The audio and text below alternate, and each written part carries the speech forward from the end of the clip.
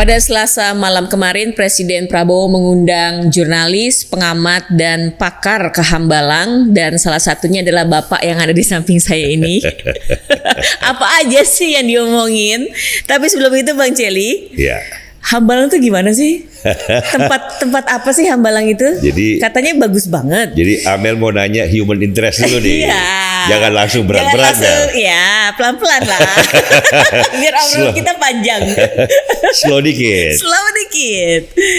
Jadi, aku mau tahu makanya dengan Hambalang gitu. Itu kan kediaman pribadinya Pak Presiden. Pribadi beliau, dan beliau juga ceritakan bagaimana awalnya membelinya udah sekian puluh tahun yang lalu. Kan kalau dalam konsep negara-negara berbahasa Inggris itu kan disebut dengan country estate. Oh, kayak Camp David-nya Amerika. Misalnya Camp David kalau presiden kan di Amerika ada country estate, tempat untuk mengambil jarak dengan pusat kekuasaan, ya, melihat dunia dengan berjarak, gitulah kira-kira, sambil rileks bersama kawan-kawan atau confidence orang-orang terdekat untuk melihat, dan sambil bekerja. Tidak kan di Camp David kan perjanjian tentang Israel, Palestina, Mesir, Presiden banyak Carter sekali, ya saat itu ya, Carter dan banyak sejarahnya. Kalau di Inggris juga bagus kan, kalau Camp David kan punya pemerintah. Kalau yang di Inggris itu waktu zaman Winston Churchill, country estate-nya, tempat dia pribadi, itu di Chartwell. Kira-kira jaraknya dari London ke Chartwell itu sama dengan dari Jakarta ke Hambalang lah. Dan juga di Hambalang kan di bukit, Chartwell juga di bukit, gitu loh. Jadi Pak Prabowo dan Pak Churchill kelihatannya memang melihat bukit kan melihat perspektif dengan lebih luas lah kira-kira ya. Aku juga punya tuh di Gunung Salak juga perbukitan.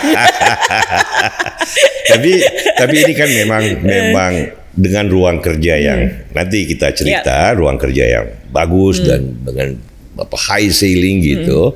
Bukunya banyak banget ternyata Pak Prabowo di suasananya itu. Nah, jadi kalau tempatnya Churchill Chartwell ya, Pak Prabowo Hambalang, bukit, melihat perspektif yang lebih luas. Sebagai tempat saya kira memang cocok. Rasanya sih kalau saya lihat Pak Prabowo bagaimana being there gitu, memang Hambalang itu is part of him.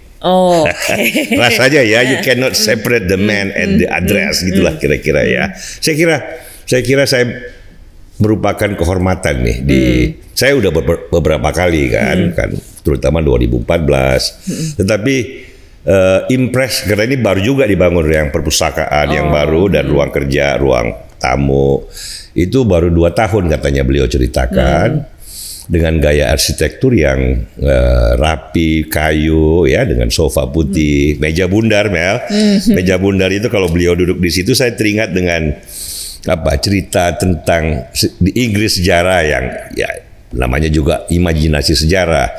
The King Arthur, Knights of the Round Table. Jadi kalau beliau misalnya di situ mengumpulkan confidence gitu ya, bicara tentang bangsa, negara, masa depan, itu ya seolah-olah dalam cerita. Berbagai bangsa kan punya cerita. Kalau di Inggris itu King Arthur ya, Knights of the Round Table. Gitu Mel, Hambalang sebentar kita bandingkan. Oke. Jadi kan confident-nya. Ya kan kalau kita kan bertemu itu Mel dari jam 7 malam dengan Pak Prabowo di round table itu sampai hampir jam 2 subuh. Jadi 6,5 jam. 6,5 jam. Nanti saya ceritakan. Ngobrol sambil makan mie rebus. Itu yang paling berharga itu. Mie rebus. Mel, warga negara Mel, makan sama kepala negara, mie rebus jam 12:30 malam. Sahur sekalian ya. Sahur sekalian. Itu kan, itu barangkali mie rebus yang paling enak yang pernah kita makan. Jadi kan kalau presiden makan kan juga manusia biasa kan, sama lahapnya sama kita, sama lahapnya Mel. Doyan juga dia berarti. Fotonya Pak Dede, Dr. Khatib Basri, tolong diperlihatkan tuh makan mie rebus dengan presiden. Doyan berarti presiden ya, mie instan. Sama kita Mel, doyan mie instan. Nah, jadi tapi kan jam 7 malam, tapi kan kita datang buka puasa dulu jam 6, disambut oleh Pak Angga, Pak Wamen Komdiji, dan juga ada Pak Teddy, kan Pak Angga yang mengaturnya, kan komunikasi tanggung jawab beliau. Kemudian ada Pak Seskap, Pak Teddy, dan ada Pak Yusa yang menyiapkan materi presiden, biasanya pidato, presentasi. Kan? Kalau dilihat muda-muda semua ya Bang ya? Kan sambil makan buka puasa ngobrol-ngobrol kan tema-tema seperti itu kan mulai muncul kan, sambil dia bercanda ngobrol. Saya sempat mendiskusikan hal itu dengan Pak Teddy, Pak Angga. Ini kan Pak Teddy 35-36 tahun kan, Pak Angga sama kan.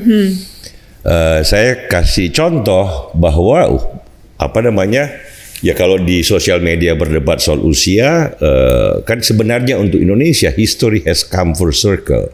Saya kasih ilustrasi kan. History doesn't repeat itself, but it's rhyme. Ya, ini history rhymes.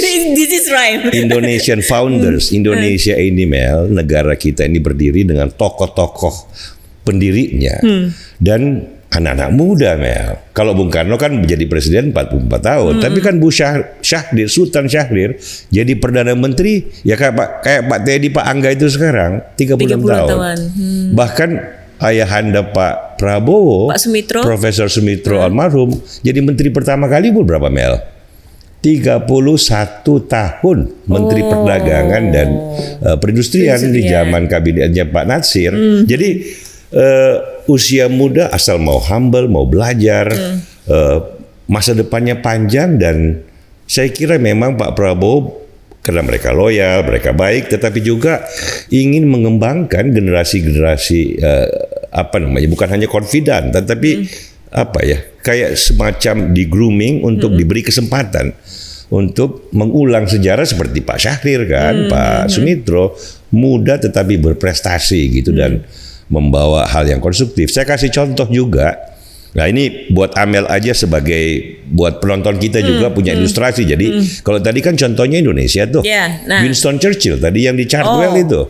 Salah satu konfidannya tahun 30-an saat naiknya Hitler, Eropa setelah Perang Dunia Pertama kan mau menuju Perang Dunia Kedua bergolak. Salah satu orang kepercayaan Brandon Bracken. Liatin fotonya Mel, ya kayak Pak Sugiono, Pak Teddy, Pak Angga itu muda sekali. Bahkan dia waktu mulai aktif membantu Churchill 29 tahun, 30 tahun. Dan pada saat Churchill jadi Perdana Menteri, Menkomdiji, Menteri Komunikasi. Brandon Bacon ya. Jadi Pak Angga kan sekarang Wakil Menteri Komunikasi, Churchill Menteri Komunikasi, Brandon Bacon.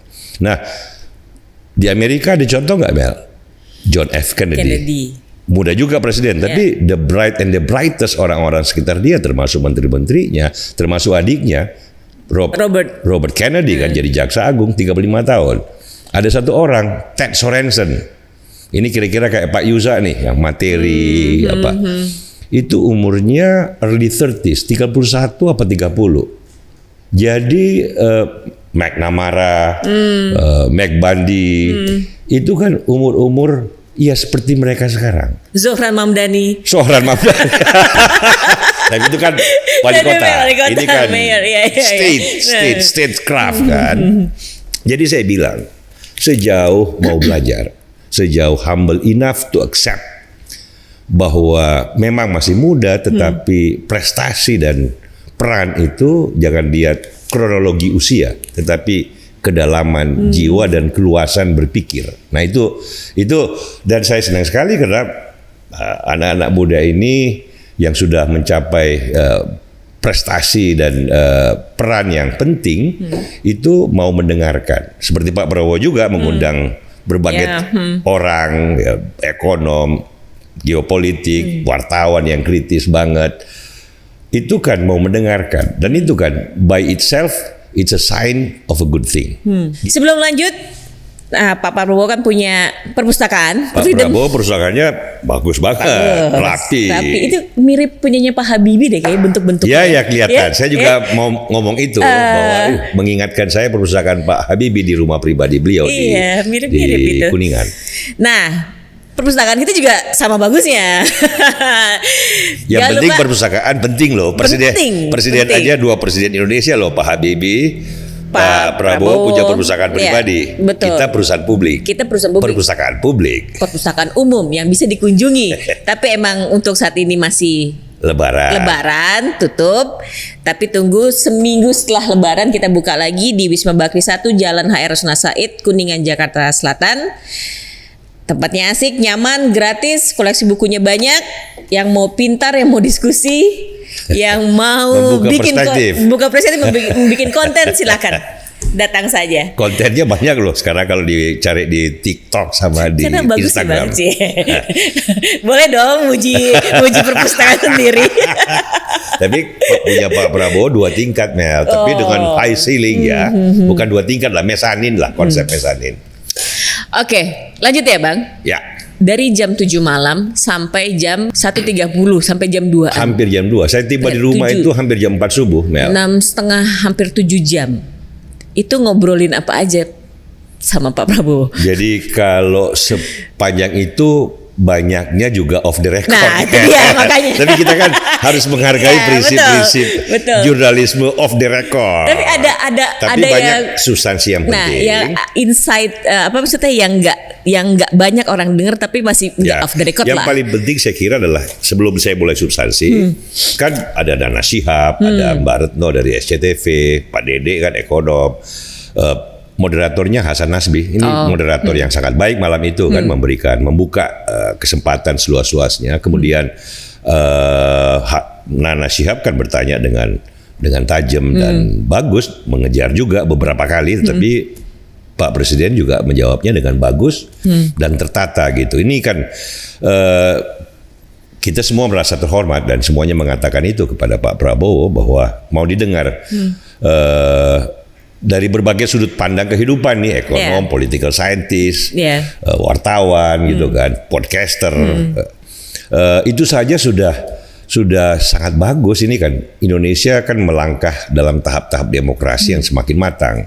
Dengan Presiden memberi contoh mendengarkan segala pendapat dari berbagai sudut pandang, itu kan satu proses yang perlu kita apresiasi setinggi-tingginya. Jadi, dibuka itu kan sebelum mulai yang serius-serius kan kita mulai yang ringan-ringan dulu, masa langsung gaspol, Mel. Misalnya Dede mengingatkan, Pak, dulu saya ketemu mahasiswanya Pak Sumitro almarhum, UI ekonom kan. Dulu kalau saya ditanya Pak Mitro, kamu bisa bahasa Prancis gak? Dede bilang bahasa Inggris oke Pak, bahasa Prancis agak kurang nih. Pak Mitro bilang kalau gitu lu nggak bisa jadi intelektual. Ketawa. Pak Prabowo juga ketawa. Iya nih, bapak saya nih, ya gitu kan. Terus saya ingatkan juga Pak, pengagum Pak Mitro almarhum, pengagum André Malraux. Ini salah satu penulis bagus Prancis kan, yang jadi menteri juga di zaman De Gaulle. Tapi kan waktu dia muda dia mau ikut dalam volunteer di perang sipil Spanyol, membela kebenaran, quote and quote istilah dia. Pak Prabowo langsung bilang, ya tuh suka dengan Malraux kan, papa saya suka dengan Malraux karena pemikir Perancis ini tidak hanya seorang pemikir, dia nggak mau cuman berpikir tapi juga aksi. Jadi at the crossroad of ideas and action. Wow, jadi bukan cuma omong-omong maksudnya. Berbicara yes, berpikir yes, menulis yes, tapi juga action. Lakukan sesuatu yang konkret buat manusia yang lain. Wah, itu André Malraux kan. Jadi ketawa-ketawa dulu Mel untuk ini kan forum penting tetapi harus cair dan informal. Kan beliau tetap kita panggil Bapak Presiden. Walaupun Pak Prabowo sambil bercanda, lu jangan panggil gitu dong. Bapak Presiden ini kan Di Hambalang santai. Tapi kan kita Pak, ya kan nanti kita nggak enak nih. Tapi suasananya kan cair, digituin aja kan kita sudah senang sekali kan. Ya namanya juga manusia, ini kan humble. Nah, jadi saya juga kebetulan diberi kehormatan oleh Pak Moderator untuk Pak Hasan untuk memulai sebuah pertanyaan. Saya juga mulai yang ringan-ringan dong, nggak langsung gaspol. Saya kasih sebelum bertanya kan kasih contoh dulu. Churchill misalnya Perang Dunia Kedua kan genting, ada bahaya besar, tapi setiap hari dia menyempatkan diri untuk tidur siang. Harus tidur siang. 1 jam atau 1,5 jam. Sekretarisnya, pengawalnya, ajudannya, saya harus dapat waktu itu untuk bisa berpikir itu jernih dalam menghadapi berbagai persoalan-persoalan maha penting. Jadi intinya kan bukan tidurnya, tapi istirahat, relaksasi, kemudian penyegaran. Kalau Ronald Reagan sama, dan baca komik. Oh, Ronald Reagan baca komik. Kalau nggak tidur baca komik. Oh, oke. Kalau Bill Clinton lebih lucu lagi, dia isi teka-teki. Bukan makin pusing ya tuh? Itu kan cara orang. Iya, oke. Makanya saya nanya, seorang Prabowo seperti apa? Ini kan banyak urusan dunia nih, ada perang Irak-Iran, ada tarif, ada BOP, ada MBG, ada macam-macam. Seorang presiden bagaimana dalam lay back? Beliau cerita dengan santai. Kalau soal tidur dia bilang, ya beliau ada kelebihan ternyata. Di sela-sela misalnya harus berangkat dari satu pertemuan ke pertemuan lain di mobil bisa tidur. Power nap 15 menit. Oh bisa dia. Dari satu pertemuan kalau di istana atau di Hambalang ini setengah jam kosong tidur sebentar. Itu kan metode seseorang. Kayak tadi Bill Clinton malah ngisi teka-teki. Yang serius bukan yang main-main. Supaya mengambil jarak, otaknya bisa berproses supaya kembali dalam kejernihan yang diperlukan untuk menjawab. Lah kalau orang lagi kalut, lagi moodnya gak bagus, mutuskan sesuatu yang berhubungan dengan nasib 200 juta rakyat Indonesia, itu 280 juta Mel, kan harus dengan kepala dingin dan jernih kan. Nah itu pentingnya tuh metode dan itu. Pak Presiden punya bagus. Kita setiap manusia kan harus kan. Selain itu beliau rupanya berenang dengan teratur, dan kan di Hambalang itu kan ada sapi perah beberapa untuk relaksasi, ada kuda, ada itu kan. Ada alam yang indah. Pas saya tiba lagi Jakarta panas, di sana hujan. Kan itu kan juga satu, kalau kita mampu menikmati itu kan juga satu cara untuk mengambil jarak dan memulihkan kembali kesegaran berpikir. Dari itu kayak gitu-gitulah. Nah, yang kemudian juga bagus adalah dan ini substance ya. Kan kita bagi nih geopolitik, politik internasional, kejadian dunia, dan juga bagaimana Indonesia. Jadi kalau yang Indonesianya, Nana kan seorang jurnalis terbaik kalau bertanya secara tajam. Betul. Dan matanya itu loh, tajam memang. Jadi memang benar juga mata Najwa. Saya kan kenal Nana Shihab sejak dia umur 20-an di Metro TV, memang udah bagus sejak dulu gitu, tapi kan lebih matang dan mengejar dengan pertanyaan tentang itu ya Bang, tanya tentang aktivis kontras yang disiram air keras itu. Andri Yunus itu, ya benar, dan tajam dia. Tajam kan gaya Nana kan. Dan Pak Prabowo menjawab dengan baik setelah beberapa exchanges kan. Jadi beliau berjanji untuk I commit akan ditelusuri sampai ujung-ujungnya sejauh memungkinkan. Itu kan bagus sekali sebagai saya bilang kepada Nana bahwa that's the most we can do tonight kan, karena ini kan baru berlangsung dan biarkan pemerintah untuk mendudukkan persoalannya dengan benar dan mencari siapa yang bersalah paling ujung dalam hal ini. Itu kan bagus, dan orang seperti Retno yang persis duduk di samping saya kan dari SCTV juga bertanya MBG, dan Presiden menjawab dengan bagus dengan data-data, fakta-fakta yang ada tanpa mengingkari bahwa masih banyak kekurangan dan perlu diperbaiki. Dan tujuan forum informal seperti ini kan ya sudah tercapai dengan mengatakan itu kan, dengan pertanyaan itu karena apa yang dikatakan dan dengan fakta dan apa yang dipertanyakan kan sudah nyambung. Bahwa nanti prosesnya bagaimana ke depan ya kita lihat. Termasuk juga pertanyaan dari Retno dan dari kawan-kawan yang lain bahwa ada kesan bahwa selama ini Presiden kurang terbuka menerima berbagai macam pendapat atau pihak. Tapi kan gampang sekali membuktikannya, the fact bahwa malam itu segala macam alur berpikir meja bundar ada ekonom, jurnalis, ada bos Bosman. Dia kan Pak Mardi, saya baru kenal malam itu kan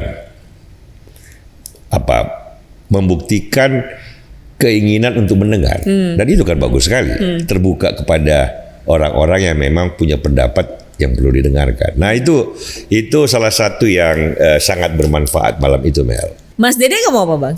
Ya sebagai ekonom yang bagus, dia kan lagi di Harvard. Ya kan, dia beliau punya pengetahuan data dan teori yang bagus dan menjelaskan tentang Pak, salah satu problem ekonomi Indonesia adalah kelas menengah kita sedang menurun. Dan Dede kan sudah beberapa kali menulis ini yang dalam literatur disebut sebagai the Chilean paradox di Chile kan, bagaimana pertumbuhan ekonomi terjadi cukup tinggi, tetapi karena sebab-sebab tertentu jumlah kelas menengahnya berkurang. Jadi Dede menjelaskan kekhawatiran bahwa mungkin di Indonesia mengalami hal yang sama dan perlu kita respon cepat. Nah, Pak Prabowo terbuka dengan ide itu dan menjelaskan bahwa program-programnya selama ini juga ada cukup banyak yang menjawab bukan istilahnya sama, tetapi kira-kira dalam pikiran beliau ya.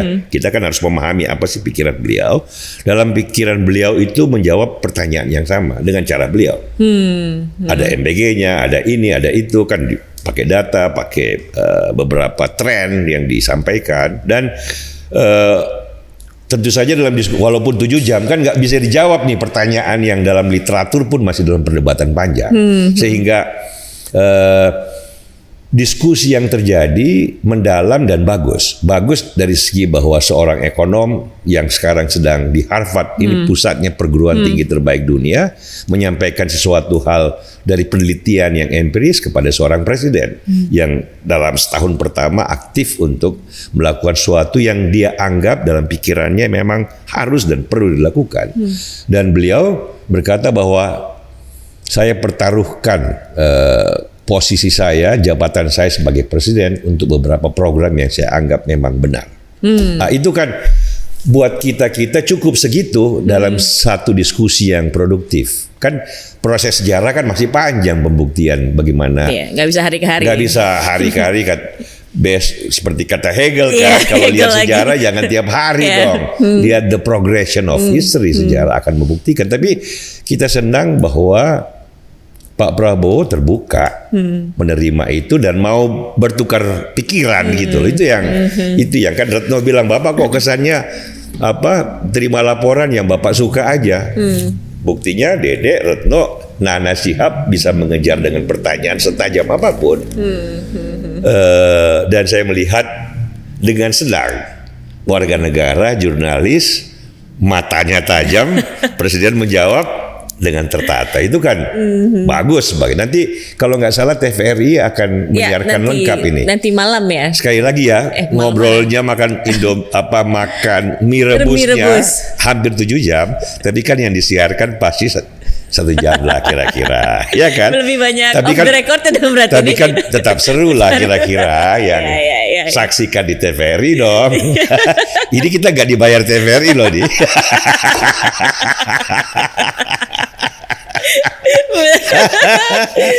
Kalau porsi saya kan lebih ke geopolitik. Walaupun saya ikut menjelaskan beberapa, minta izin dulu Bapak, boleh nggak saya ikut menjelaskan. Tapi terutama kalau geopolitik kan ada masalah perang Iran, ada BOP, ada masalah tarif kan. Baretno kan, Nana dan Bosman juga kan ada semuanya kan. Dan ini kan diskusi yang produktif dalam media sosial kita tentang tarif kan. tentang keterlibatan kita dalam BOP. Kalau saya kan berkata bahwa dan beliau mendengar dan beliau memang melihat semua ini kan mempertimbangkan ini sejarah sedang bergerak, Mel. Ya, sejarah sedang bergerak dan bergeraknya cepat sekali kan. Begitu banyak hal gitu loh. Sehingga seorang kepala negara ini statecraft, Mel. Ini nggak bisa kayak kita nih tiap hari bisa berbeda pendapat, berubah pendapat. Tetapi seorang kepala pemerintahan, kepala negara dalam the making of statecraft itu nggak bisa tiap hari berubah, tiap minggu berubah. Harus lihat dulu, seperti kata Hegel kan, ini progression of history-nya nih kemana? Apa?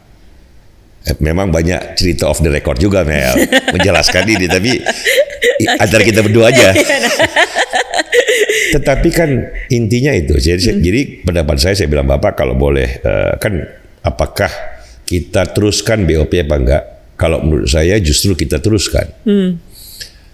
Justru kita harus tunjukkan bahwa komitmen kita pada Palestina tidak mundur apapun yang terjadi. Karena kalau nggak gitu, kalau kita mundur, yang lain-lain mundur, Qatar mundur, Arab Saudi mundur, lah mereka kemarin kelaparan, Pak, dalam kehancuran seperti ini.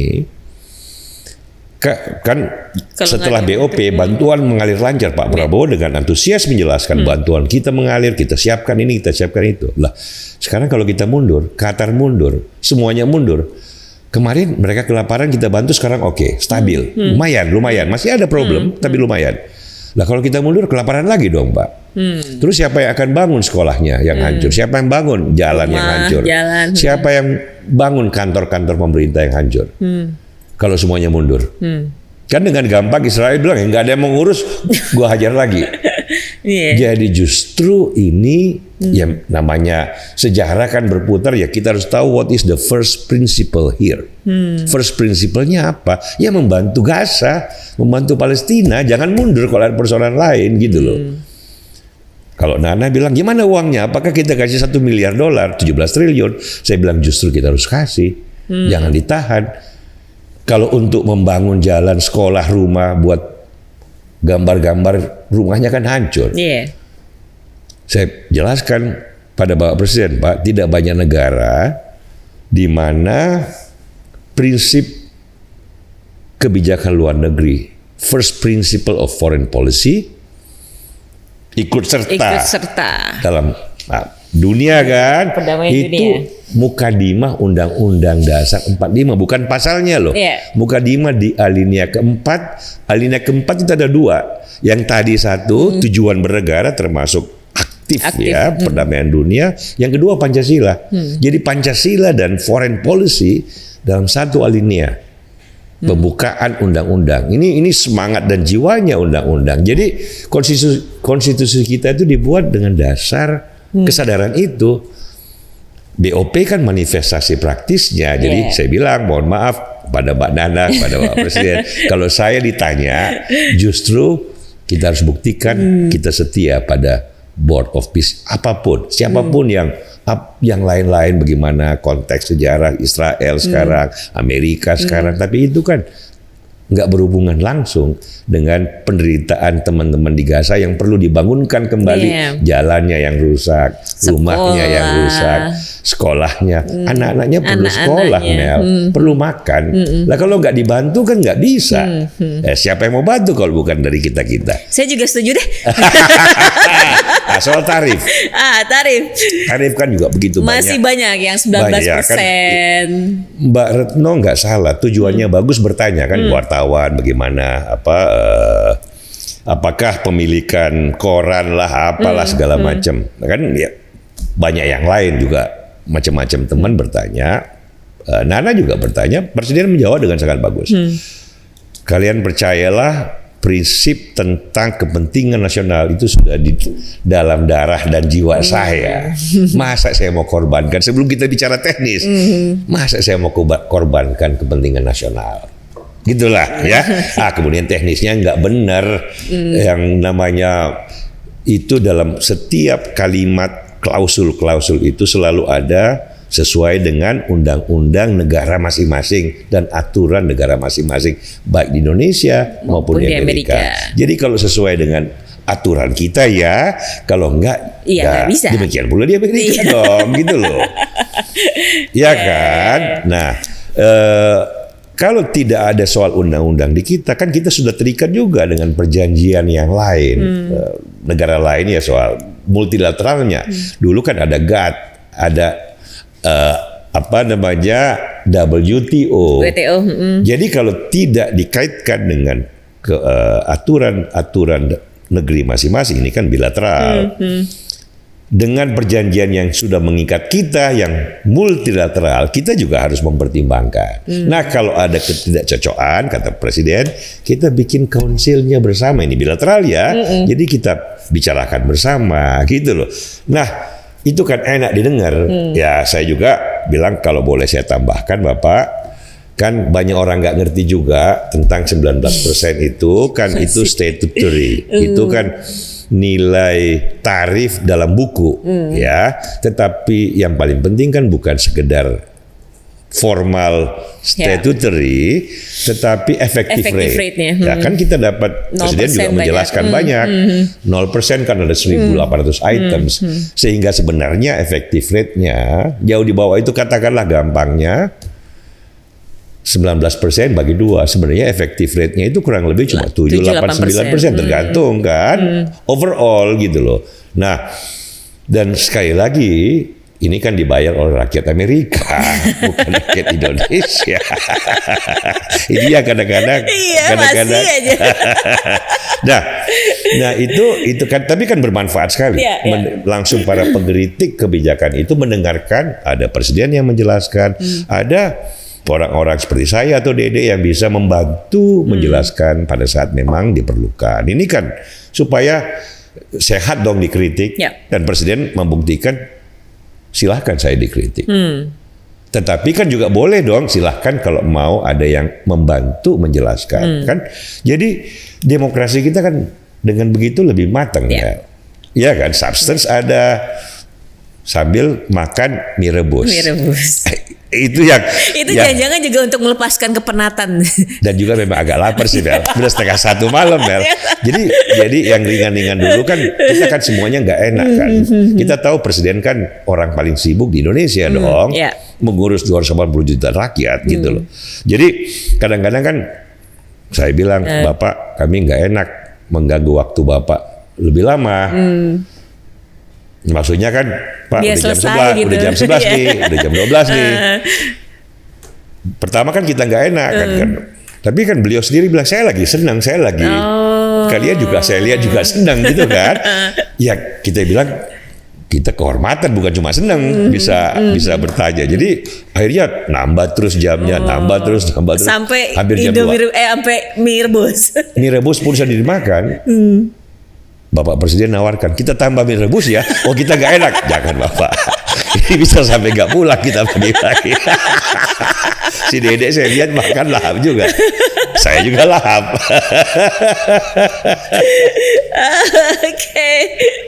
Forum diskusi semacam ini kan bukan untuk mengambil keputusan. Jadi kalau saya atau Pak Dede atau Bu Nana atau Bu Retno atau Pak Bosman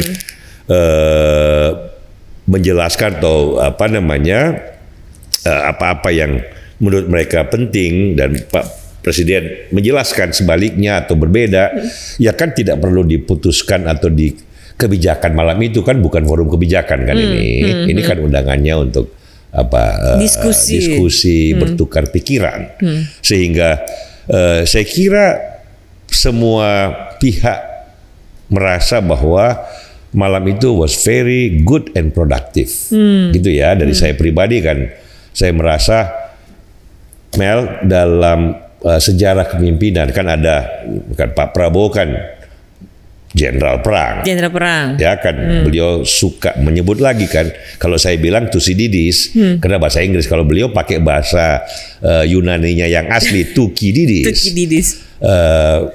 Itu kan. Thucydides pun jenderal perang, tapi juga filosofer dan penulis sejarah. Ya, kalau zaman-zaman lebih ya di Amerika misalnya Ulysses Grant Ini kan buku yang sangat bagus. Chernoff kan menjelaskan. Ini jenderal perang jadi presiden. Ya, menang perang sipil, anak buahnya Lincoln. Abraham Lincoln meninggal kan, ada presiden, kemudian berikutnya dia jadi presiden Amerika. Eisenhower. Perang Dunia Kedua. Ya kan, panglima besar Eropa. Panglima sekutu Mel. Jadi presiden Amerika membangun interstate. Ini kan saya melihat ya ada lagi kalau di Eropa Mel. Napoleon. Iya dong. Jenderal perang. Jenderal perang banget itu. Tapi kan bukan presiden, tapi kan Kaisar, Emperor. Kalau presiden itu Ulysses Grant, Eisenhower, Prabowo Subianto. Ada karakteristik yang sama. Tentu saja setiap orang berbeda, setiap pemimpin, apalagi negara berbeda, kan tegas, keberanian mengambil resiko. Kan kalau jenderal perang kan intuisi pemikiran bagaimana harus bertindak cepat atau lambat, maju atau mundur, ke kiri atau ke kanan, itu kan menyangkut nyawa manusia yang banyak. Perang sipil Amerika, perang dunia kedua. Pak Prabowo kan di perang di Timur-Timur. Itu kan intuisi kepekaan terhadap kehidupan tinggi sekali. Tetapi dicampur dengan kemampuan mengambil resiko, keberanian mengambil resiko pada saat yang dibutuhkan. Nah, ini yang saya lihat dari cara bicaranya, menjelaskan passionnya pada saat beliau berkata bahwa saya mempertaruhkan kepresidenan saya untuk beberapa program yang memang saya anggap baik. Itu kan sama dengan Grant, sama dengan Eisenhower. Ya kan? Habis perang, habis memimpin begitu banyak manusia untuk mempertaruhkan hidup. Kan bahasanya kan kira-kira satu bahasa Inggris Selatan, bahasa Inggris Utara, bahasa Indonesia yang baik. By the way, Pak Prabowo bahasa Inggrisnya bagus sekali. Ya saya sering mendengar, saya kan juga dulu sering mendengar, tapi di sela-sela bahasa Indonesia beliau mengungkapkan istilah-istilah bahasa Inggris yang mengagumkan. Nah, dari segi itu kalau kita lihat ketokohan, memang buku tentang Prabowo belum bisa ditulis sekarang sebagai presiden karena baru setahun. Ya kan? Beliau bisa 5 tahun, beliau bisa 10 tahun seperti Pak SBY, Pak Jokowi. Tetapi saya lihat dari segi tujuan, niatnya, saya bilang sama Dede, you cannot escape from the conclusion bahwa dia benar-benar devoted to achieve what is it that he wants to achieve. Ya, ini kan karakter sekaligus jenderal perang, ada pengalaman panjang sebagai perwira. Jadi kalau kita bisa membantu atau siapapun punya semacam, bukan, saya nggak mau mengatakan tugas, tetapi tujuannya mulia dan kita sepakat dengan tujuan. Siapa sih yang nggak mau anak-anak Indonesia semakin baik makannya, semakin baik sekolahnya? Siapa sih nggak mau orang-orang di desa itu pekerjaannya semakin terbuka? Siapa sih yang nggak mau kelas menengahnya Indonesia semakin terbuka, maju, kosmopolitan, dapat universitas yang bagus? Kita wajib membantu mencapai tujuannya. Memang metode pencapaian tujuan itu kan, dan beliau terbuka.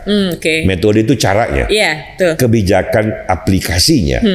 Dari hari ke hari, minggu ke minggu, bulan ke bulan, orangnya seperti apa. Itu kita semua wajib memberikan usul konstruktif sejauh memang diperlukan. Nah, inilah kira-kira kesimpulan dari diskusi meja bundar itu. Yang sampai dini hari itu. Ya, saksikan di TVRI. Nanti malam Sabtu malam ini saya kira. Kamis malam. Jadi Kamis malam. Nah, kalau kita kan nggak tahu apakah TVRI jadi apa enggak, tapi rasanya akan ditayangkan di TVRI. Untuk versi lebih lengkap. Ini kan versi subjektif saya. Yang off the record nanti aja di sini ya. Nanti aja berdua aja Mel sama Aco. Oke, itu pun nggak semua ya. Itu pun nggak semua, saya saring sebagaimana yang pas-pasnya aja. Oke, kalau gitu terima kasih Bang Jelly, terima kasih teman-teman yang sudah bergabung, sampai jumpa.